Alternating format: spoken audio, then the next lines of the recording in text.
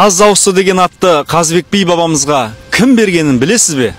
Қаһарлы қалмақ ханының алдында қазақ билері жасқаншақтық танытып, күмілжіңкіреп қалған сәтте жасөспірім Қазыбек дат тақсыр деп жұлқынып алға шығады да: дұшпан басынбаған елміз, басымыздан сөз асырмаған елміз, достықты сақтай білген елміз, дәм тұзы ақтай білген елміз. Бірақ асқақтаған хан болса, хан ордасын таптай білген елміз.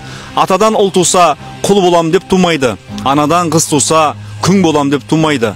Ұл мен қызын жатқа құл мен күң етіп отыра алмайтын елміз. Сен темір болсаң, мен көмір, еріткелі келгенмін. Екі елдің арасын теліткелі келгенмін. Танымайтын жат елге танысқалы келгенмін, танысуға көнбесең, шабысқалы келгенмін. Сен қабылан болсаң, мен арыстан алысқалы келгенмін. Бітім берсең, жөніңді айт, бермесең, тұрсатын жеріңді айт депті. Хан болса, бажырайған бойы отыртты да қалыпты.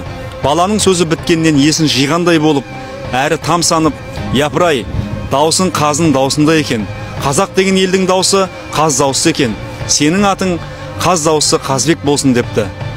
Соның арқасында елшілік жау қолындағы 90 тұтқынды шабылған мал, тоналған мүлігі мен шашау шығармай қайтарып алып, елге олжалы оралған екен.